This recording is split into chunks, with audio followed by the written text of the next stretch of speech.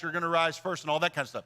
The rapture of the church, the rapture is for the living believers. They are raptured. They are alive, and they are taken suddenly to the presence of God. So the translation of living believers into the presence of the Lord without dying.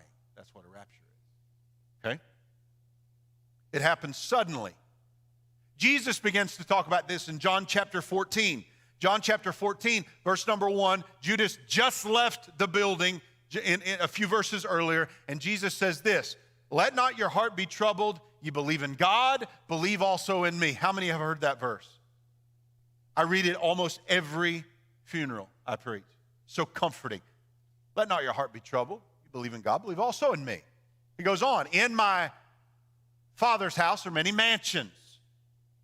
If it were not so, I would have told you, I go to prepare a place for you." I'm reading from the King James. It uses mansions.